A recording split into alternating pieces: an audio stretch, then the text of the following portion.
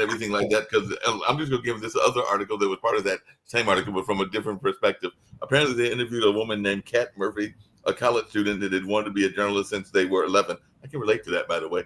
Many of their friends don't understand why, when they engage with the news, if they do, they hear a cacophony of voices. They don't know who to believe. Reporters are biased. They make mistakes. Besides, why would you hitch your future to a dying industry? And there's a lot of commentaries what this person says. Oh, good for you. Look at what you're walking into. You're going to be screaming into the void. You're going to be useless, said Murphy, a 21-year-old graduate student at the University of Maryland's journalism school. She is undeterred, and is also why she's not surprised by the findings of a study this fall that documented negative attitudes towards the news media among 13 to 18-year-olds. So apparently they use words like bias, crazy, boring, fake, bad, depressing, confusing, and scary. So they don't know why anybody would go into this particular field, and they're trying to get on Kat's case for going into this field. So what do you have any of your students that are journalists, Dr. Sharif? And if so, are they proud to go into the field and they want to study journalism? Yeah, journalism actually very popular thing in South Asia. Very very popular things. Even if you see that Bangladesh media, there are a lot of media they are growing. Beside that, the institutional media like Bangladesh televisions, just last week they take one of my interview, and ATN Bangla, like private channel, Channel I, private channels, and Prothom Alo or Daily Stars, they are very popular channels and media. Beside that, they are developing what it called. Uh, there are many grassroots level journalists also, those who use social media and they become the journalist and all of the things. And there are a lot of social media influential in our community. But honestly speaking, how social media developing, really want to respect. But I really like one of the method of China said, okay, if you want to be journalist or if you want to be influential, I do not have problem, but you have to be expert of these things. There are a lot of misinformation and disinformation in social media. So how China is regulating that, okay, you can bring all of your idea, your informations and everything in social media, but you need university certificates. That is important, I believe, because without the subject matter expert, if I bring all of the idea and information and everything, and some point lot of misinformation and disinformation, this is important. So I believe that USA, even Pot TV and World Talent Economy Forum can work together for solving this misinformation and disinformations. And beside that, educating the journalist. This is very, very important. Right now, everyone journalist, but knowledge is very important. Yeah. Mm. What's your take on that, Chris? Because that is one of the things that the article was talking about, was that the journalists didn't help themselves with mistakes or ethical lapses that make headlines, and there is a lot of opinionated journalism. Even on this network, we've talked about the Fox versus the um, News Nation, or some of the other ones that might be one on the conservative or one on the liberal side, if I can use those kind of terms and everything like that. But what is your take when there's a lot of opinionated journalism?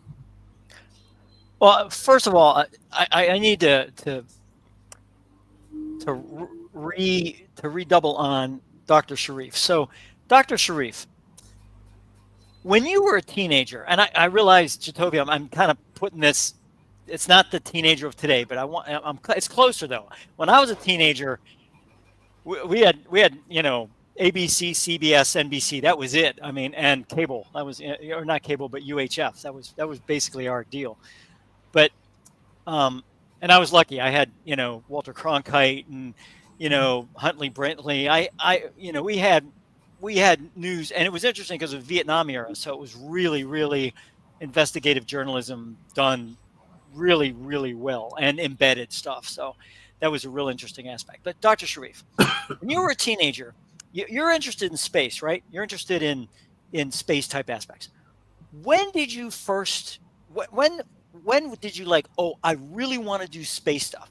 Was it because of news, or was it because of movies, or was it because of books, or was it because what drove you towards that?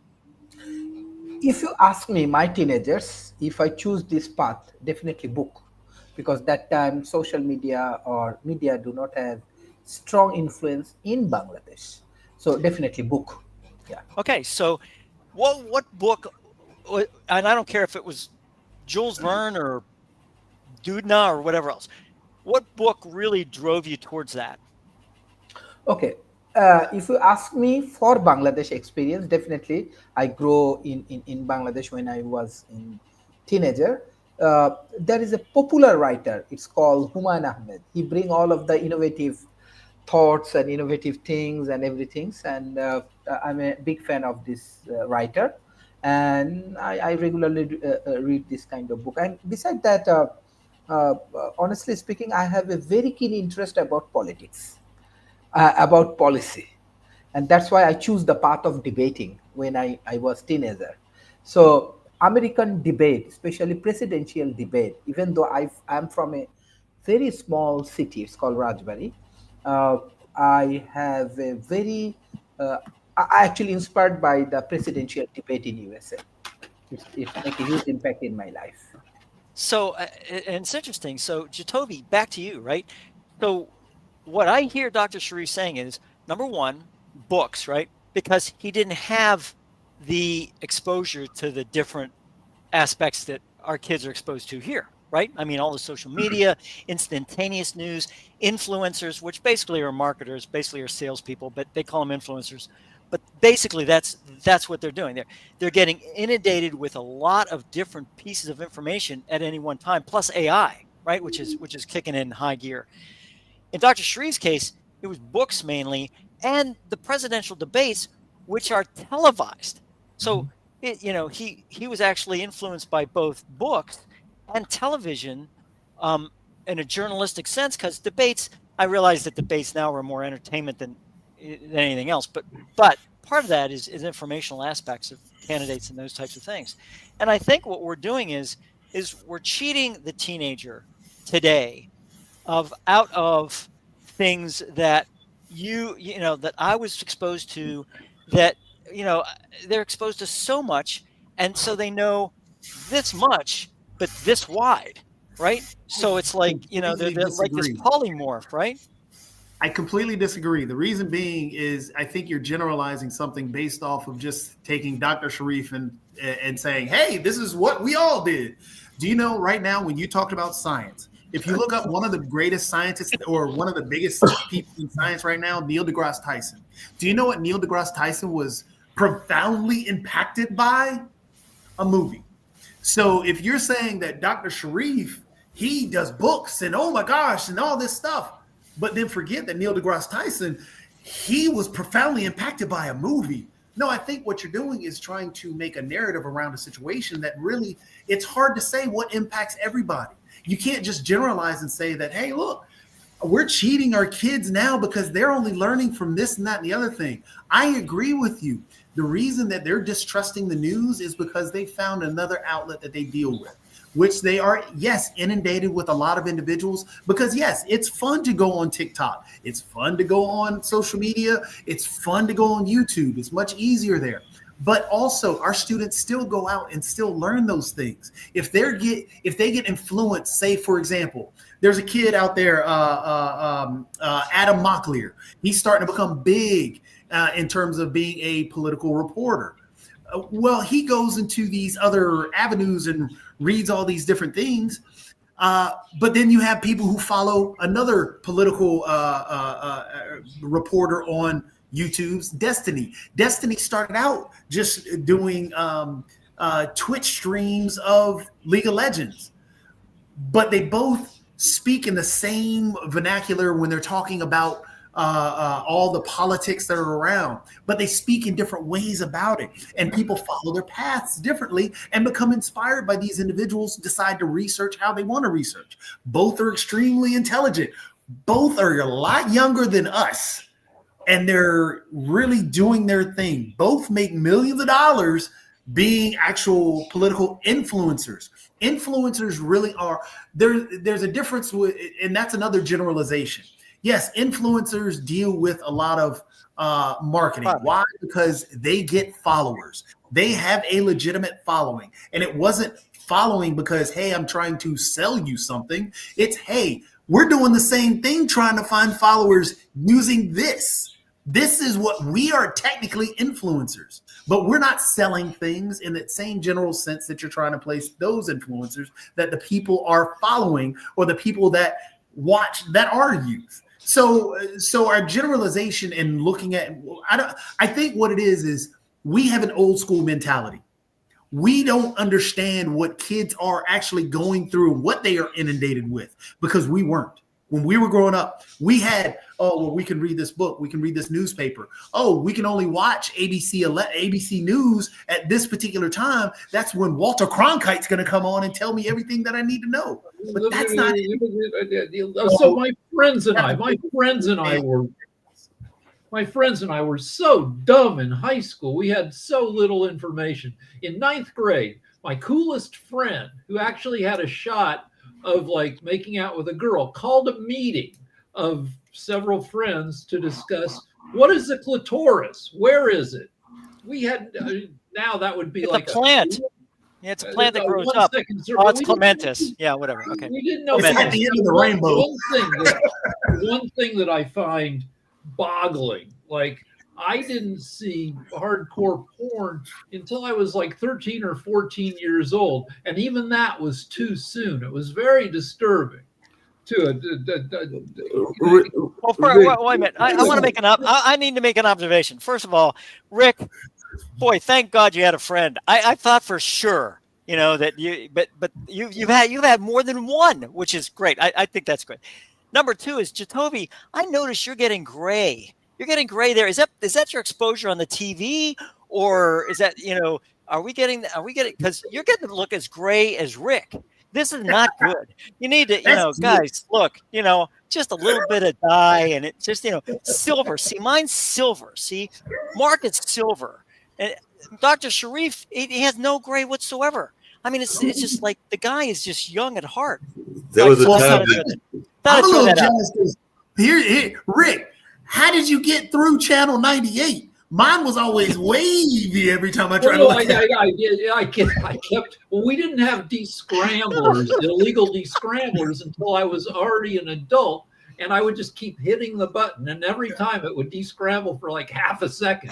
And then hit it again. Half a second, half a second, half a second. So you get a half a second of porn and everything. But I did have a question for you, because you said that there was hardcore porn. But I remember a book, and it was literally a book, and some people considered that hardcore and everything. So did you have the copy of Candy? Because some people considered Candy to be hardcore, even though we had another book. Candy was hardcore. You paying the right amount of money.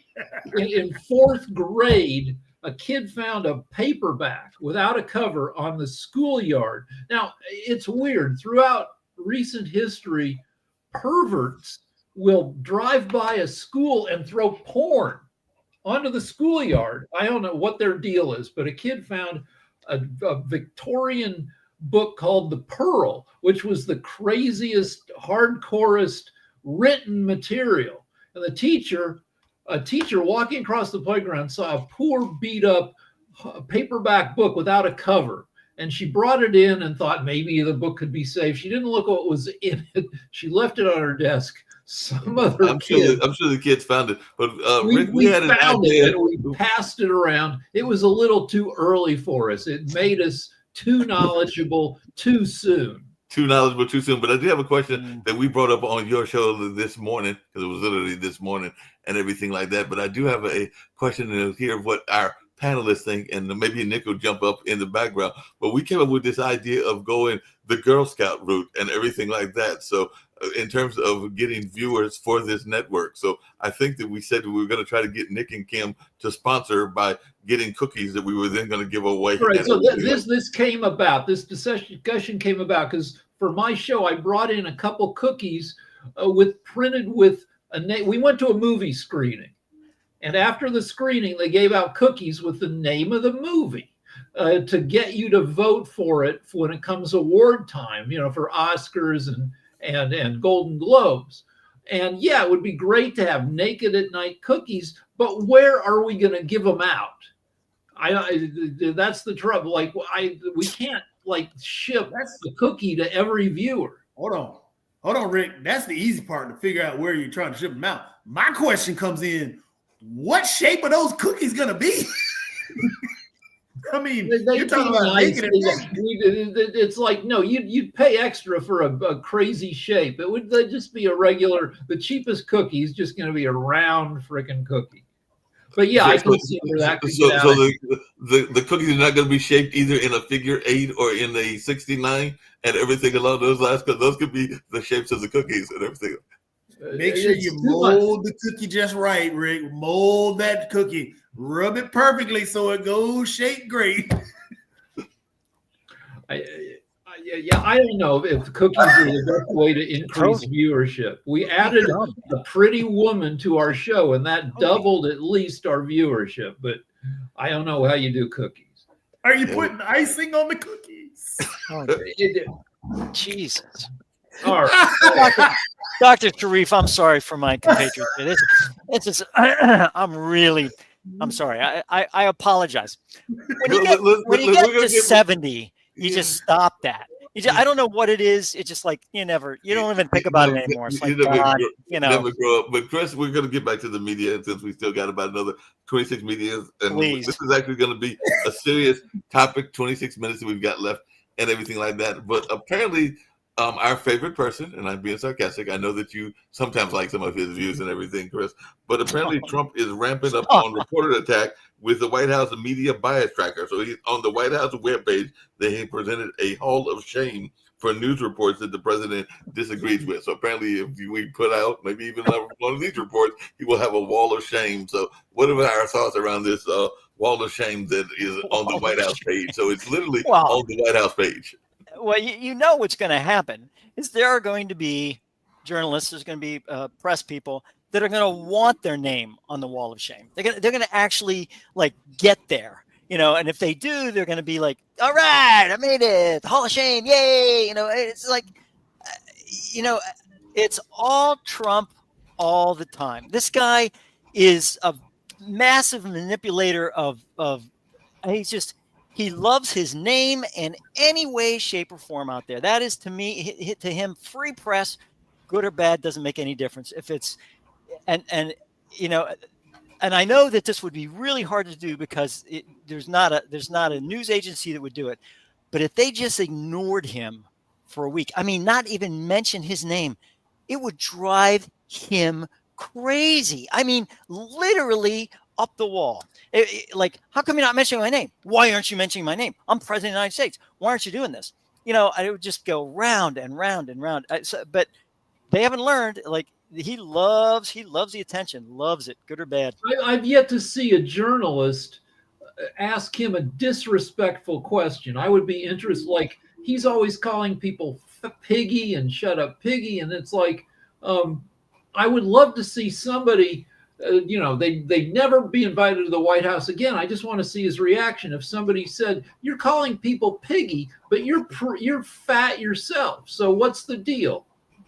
President fat. Like, what would happen? I'm sure he would explode, but it would be interesting video. Well, Rick, I was going to call you Smarty Pants, but I just decided no, I'm not going to do that.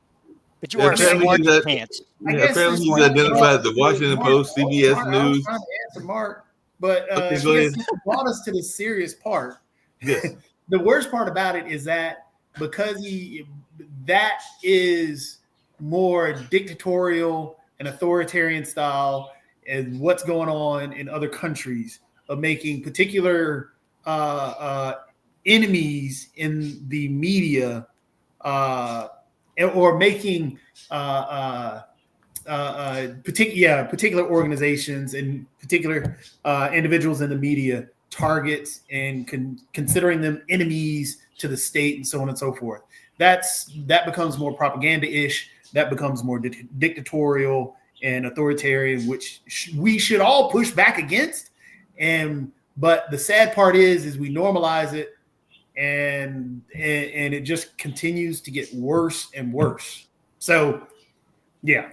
How does people make it on the repeat offender list? Because they named some of the ones, and that's where I was going on. They named MSNBC, and which he calls recently rebranded as Miss Now, and then CNN, CBS News, and the Washington Post. But when it comes to the repeat offenders are people like, and I just named one of them, but it was Politico, which I get that's a Politico magazine, New York Times, BBC, and People. People is basically like, isn't People still basically entertainment news?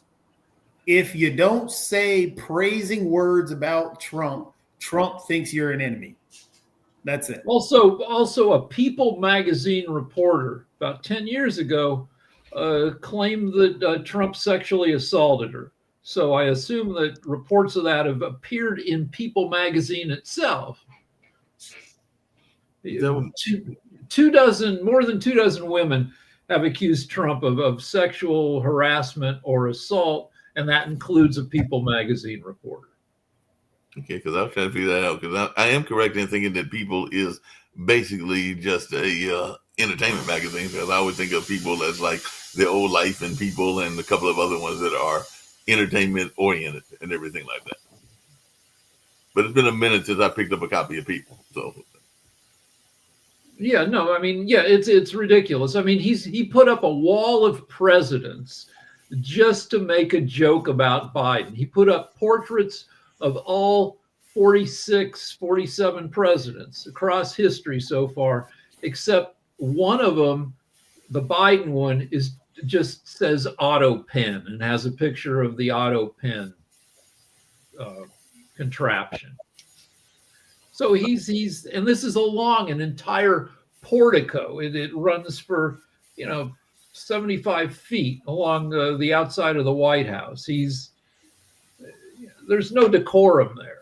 Yeah, no decorum at all. We can debate about whether we need decorum anymore. Well, speaking of decorum, and that's where I was going to go, and I was just curious because I remember growing up, I did like to read the Reader's Digest. I did pick up Time and Newsweek and things along those lines, and would read the various ones. I did pick up People. I'm going to be perfectly honest. Part of the reason I picked up People is because, and Chris, you'll love this, People had a good crossword puzzle, and it was fun to do that crossword puzzle within People and everything like that, because it was fairly easy. It wasn't the New York Times. That was the other reason I liked it. It was a much easier crossword puzzle than, say, the New York Times one and everything like that. But I was just wondering, which magazines did you read, and do you still read those magazines? And I will not lie, I did pick up copies of some of the Playboys and Penthouses.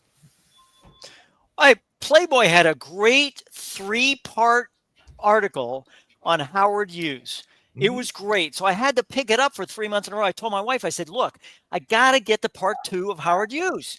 This is what I'm reading. And I showed her, look, this is Howard Hughes. And she, and she said, okay, Chris, that's fine. You can, so I read the 3-parter of Howard Hughes. Now, dadgummit, I got to get the 3rd part, and it was a part 3 deal. I mean, it was very, very interesting. I mean, it had some military connotations in there. I was trying to keep up with news aspects about Howard Hughes. So I throw that out there.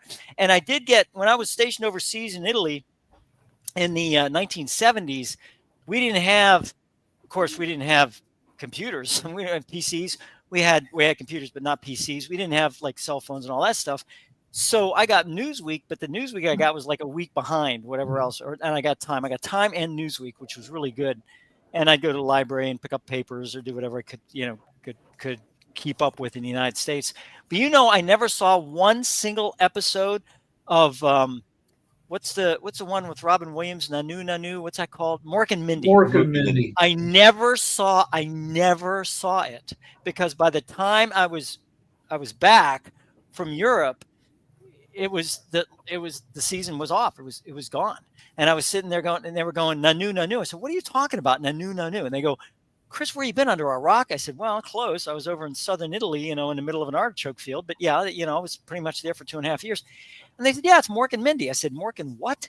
They said, what? I said, what the hell kind of thing? They said, Chris, you got to sit down and watch this thing, and summer reruns or whatever it was. I said, okay, fine. I watched it and I thought, well, this was kind of interesting. I'm sorry I missed it, but we didn't have that overseas. So that, but I didn't get People. I got Time and I got Newsweek. And those actually were really, really good magazines. And I was in intelligence at the time. So that was considered open source intelligence, it's still called open source intelligence. OSINT is what they call it. OSINT now, open source intelligence, which is anything other than that which is classified. So anything that you pick up in a newspaper or on social media or whatever else, you can consider open source intelligence. But yeah, did you get Mad Magazine? That's for both you and yes, Rick. yes, I did. I got it when it was good. I got it when it was really, really good. And my brother sent me a whole back issues and all that stuff, and of course I didn't get it till like 2 weeks later. But I mean, I would keep up with Mad Magazine. Good magazine. I had every issue of Mad Magazine ever published, and I lost them in a fire. Oh, wow. Oh, Rick, I'm so sorry. Oh my gosh, I want to cry. I couldn't complain though, because the rest of my family lost so much more. All I lost were some magazines. Sure. Hey, Jacoby, I'm gonna just put us out there and everything like that, because there was another popular magazine that I also used to read, and some people read this magazine for the articles because it was a small magazine. But let's be very honest, it also had a great photo array in the middle of it, including a model. So yes, I would not lie, I did pick up Jet for the models and everything like that, because Jet did have some wonderful models in the middle of it and all along those sides. So I don't know if that was you as well. So yeah, I picked up Jet sometimes for the models. I like how you were honest and said you didn't pick up Jet for the articles on the inside. You picked up Jet for the model that was in the middle. I read Jet. All the words. Let me spin to It was good. I mean, I like Jet. Yeah, Jet was good, and Ebony was good. Yeah. So when I was a kid, Playboy magazines were like gold. They were not easily available, and one kid in my group figured out, we were in a college town, that you wanted to dumpster dive at the frat houses in late May when they were cleaning out their rooms going home, and we found some Playboys that way. Yeah. And when I was in the Air Force, I was at one point, it's kind of a sad story, but it's got a reason for I'm saying it. I was a summary court officer when I was a second lieutenant. And summary court officer, if somebody dies on your base, they make you a summary court officer, which means you have to act as that person. You have to pay off their bills. You have to make sure that they, whatever insurance money they get is either given back to the family or paying off bills or whatever else. And you have to pack the person out as if you were that person. And the one thing they always told us was, get rid of the magazines, get rid of the Playboys, get rid of the Penthouses, get rid of all that stuff. You don't want that going back in a box to their family and then them opening it up and them having an other than, pristine memory of this individual. So I thought that was a really good way of the military handling that type of thing. And, it was, and I particularly write some of to those the family magazines, and all that.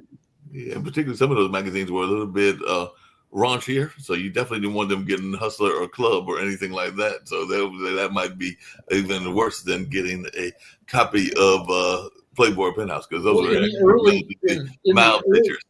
In the early 70s, a men's magazine arms race began. It was kind of like Johnny Carson owned Late Night for 15 years, and then Letterman came along. So Playboy owned the men's magazine market for, I don't know, from the 50s into the 60s. But in the late 60s, these other magazines popped up saying, we are going to show you more than Playboy shows you. And that was Penthouse and Hustler, and then a ton of them. Yep, there was a lot of them. Like I said, I mentioned Club. There was a couple of other ones as well. I don't remember all their names, including some that were geared toward certain minority communities. I think there was one called Players, if I remember correctly. Hold on. Let me just say this. I just want to say this, which is really hilarious. Just want to let y'all know. Right now, it is killing me because this is just so funny.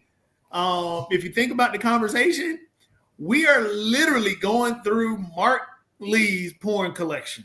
I never said I had that collection. Don't go there. Gosh, I had no idea. I'm really glad you brought that out, Jacoby, because I would have never known. No, never said that. Don't go there. Now you listed it. Now I get to go throw up. But there were certain ones that I never had, and everything might have had family members. So I did have a question for Rick, because there was speaking to his arms race, there was a very popular magazine that was even at the stores and the grocery stores, and I think part of it was that you had to use your imagination because there weren't as many pictures, and that was the whole notion of Penthouse Forum, which is actually supposedly these stories of sexual encounters and everything like that. But it was actually, Dear Penthouse Forum, I But- never thought this would happen to me. I was studying at the library late at night. Yeah, they all begin, I was going to say, this sounds like Rick. Were you writing under a pseudonym, like I am big or something? Or I mean, what? This is Rick. I wouldn't, No, my brother liked the stories. I liked the pictures, so we had. But often it wasn't the magazines you had; it was the magazines your dad had in his nightstand. But how many of those stories were real? That's the point that I think that Chris was trying to get None of to. them were real. But most of those things I think were totally made up encounters, totally made up. Of course things they were. Of course they were. I remember one of my high school classmates wrote an article and shipped it in, and they published it. It was about some guy. I mean, he was like, I said, "Oh my God!" He says, "Yeah, man." He says, "I got published." I said, "You got a published article?" He goes, "Yeah, Penthouse Forum." I said, "What?" I said, he said, yeah, look. And he showed me the draft, and then he showed me the article. It was like, oh my gosh, it was like word for word. I said, oh, Rick, I can't. His name was Rick, by the way. Not Rick, not you. What people younger than us don't realize is how little porn there was in the world. Adam Carolla has a joke that his grandpa, to get any stimulation, had to go find a hill and lie on his back and wait until a sexy shaped cloud drifted Not by. the sexy shaped cloud. There was, now, I mean, it's a horrible cornucopia on every computer. But back then, no, it was. I wouldn't know. Well, I mean, that comes back to the modern day world, because aren't there a lot of people that are making money off of OnlyFans by being scantily clad? I told you that I saw one probably about a year and a half ago, and she literally was just walking around her swimming pool in their apartment complex and everything like that. That was her OnlyFans. And that address was, Mark? Yeah. What's the name What of it? was the address again, Mark? That I just I would argue. you I'd argue that this is a good thing, because 30, 40, 50 years ago, if you were in porn, it was because you had an abusive husband or boyfriend. Maybe you both had a drug problem. Maybe he was a biker and he pushed you into it. Linda Lovelace, the most famous actor of the early porn era, was the victim of horrible abuse. She was forced to do all this stuff. Now with OnlyFans, I think there's much less abuse, and you have more OnlyFans who are basically small business people making money off of, sexy pictures. And there are more OnlyFans.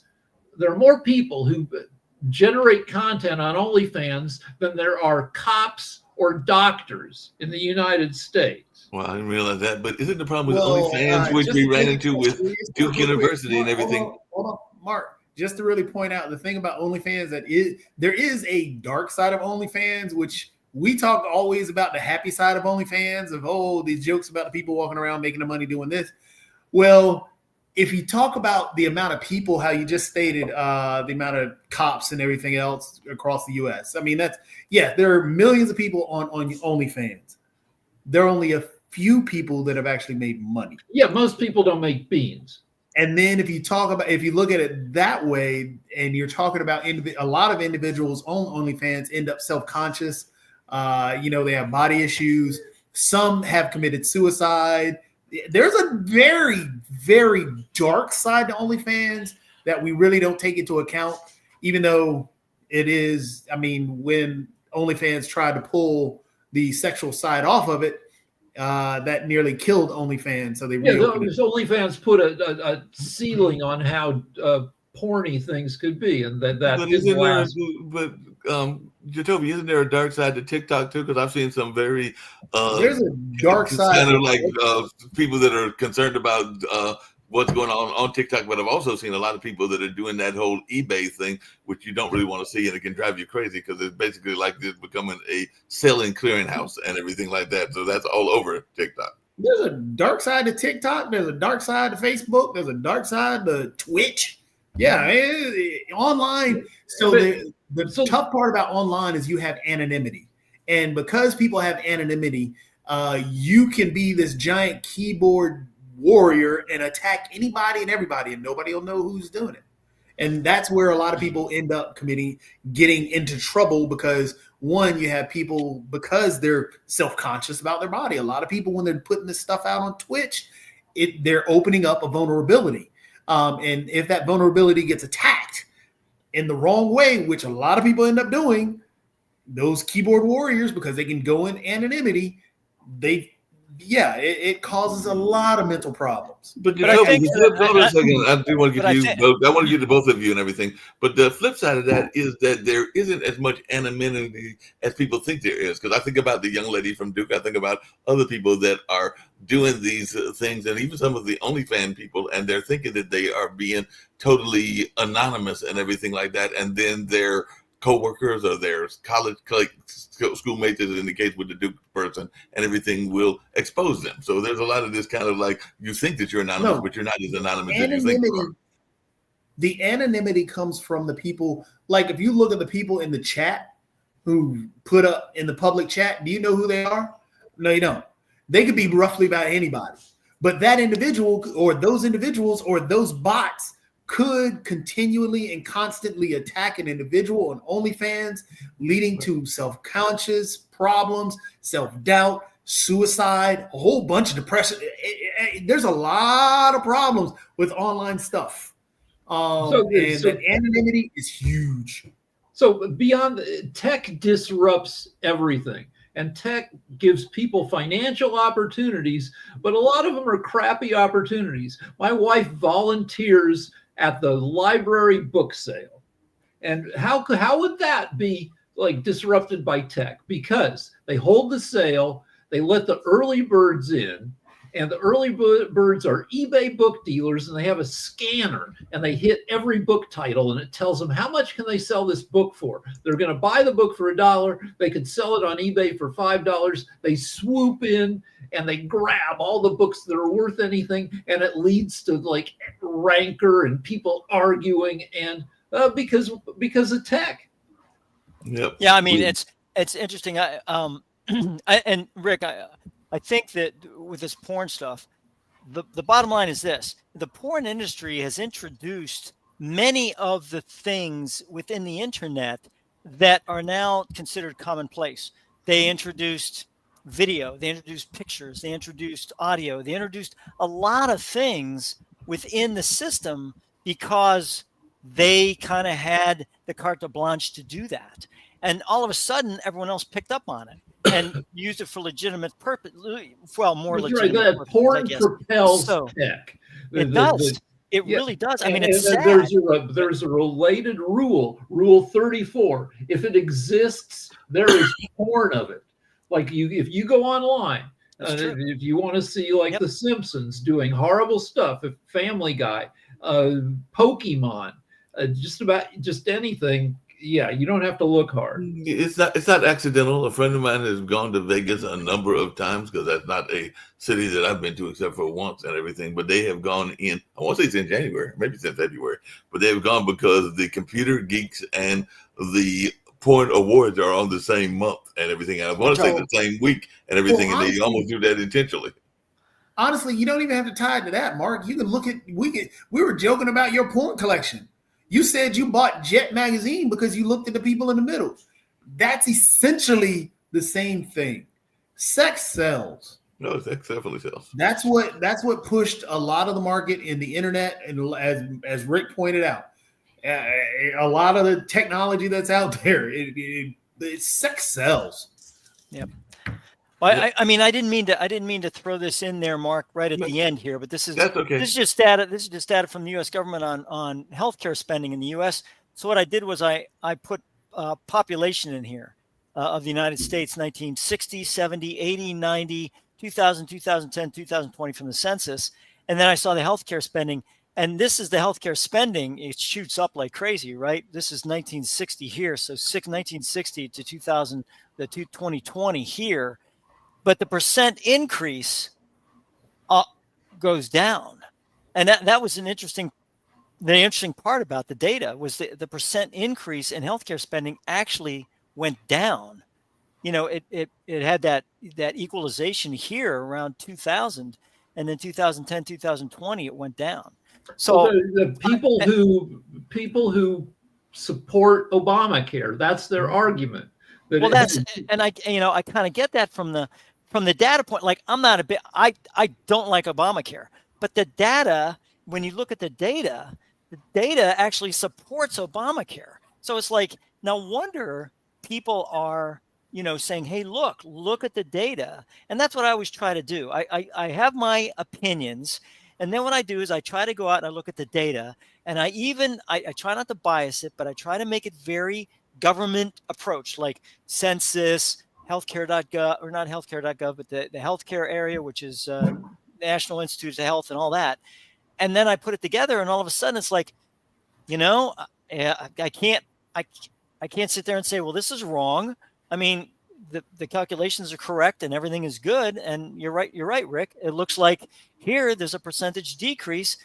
I mean, now I didn't take into consideration taxation, the taxable aspect on that, which is, taxpayers are actually subsidizing Obamacare. But if the healthcare spending goes down, does that benefit me as a taxpayer? I don't know. You could make that argument. Yeah, but anyways, and the thing that nobody talks about except me is that good, like, medicine was cheap when medicine sucked in the 50s. You would die from frickin' everything, but it didn't cost very much for doctors. Now we can add 10, 20, 30 years of healthy life to people, but you're going to pay for it. Ozempic. There are 150 million people who are obese in America. We can save them all, but it's going to cost them $500 a month. Yeah.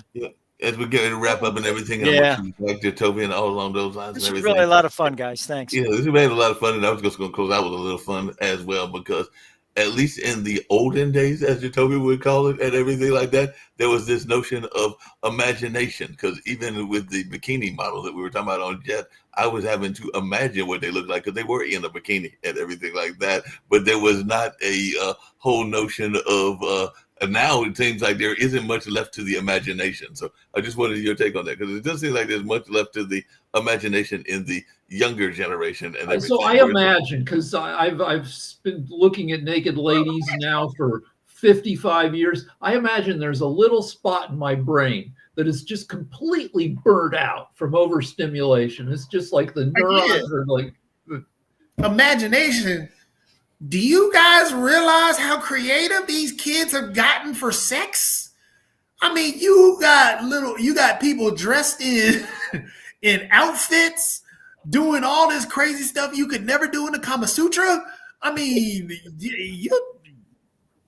there's the evolution out there. Yeah, when I worked on a TV show, we went to a furry convention because to see what they got up to. But they have you seen?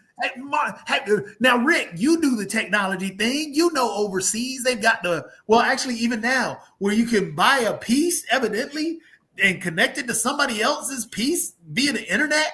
And hey, now you're playing with somebody. It's a stupid term. Somebody's gonna have to come up with a better term. Teledildonics. Teledildonics. Yeah. So you want to talk about creativity? There you go. Yeah. Imagination. Hey.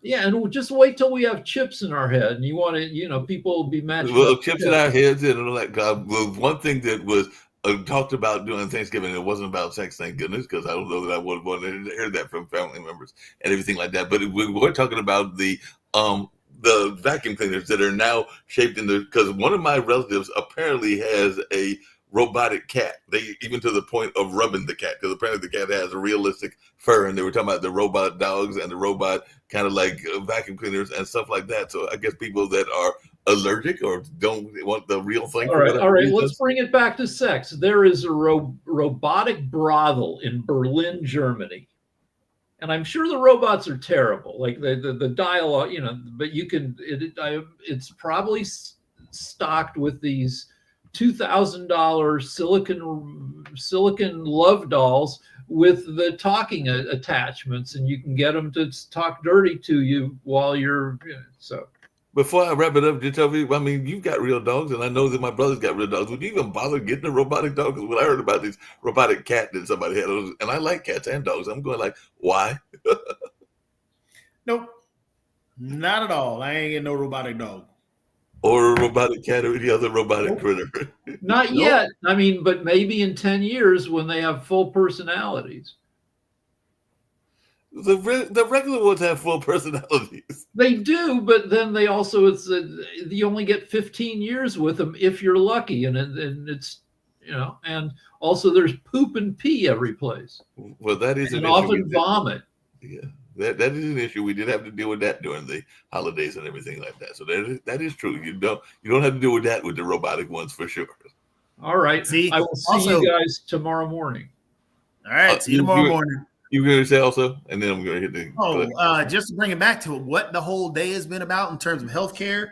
Just to let you know, Mark, Cigna. Anybody who's uninsured or who's insured by Cigna will have to pay out of pocket or have to pay out of network costs for care from UNC Health hospitals, clinics, and doctors until a deal is reached. This is why we need universal health care. We do need universal health care, and I'm still thinking that we need health care for the basics, like what do you call them? Your daily physical or your yearly physical and your yearly dental care, which you should be doing, or at least every certain, whatever the standard is. You know that more than I do. What is the standard? It's supposed to be every year or every 2 years? For the dental? Year. Every year, right. Oh, for the dental? Yeah, every 6 months.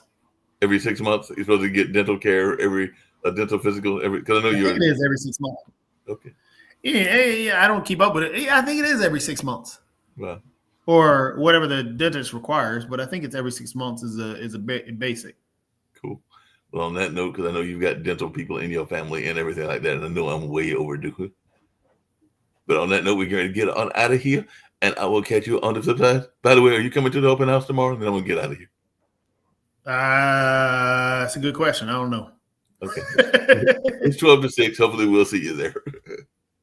All right. Later.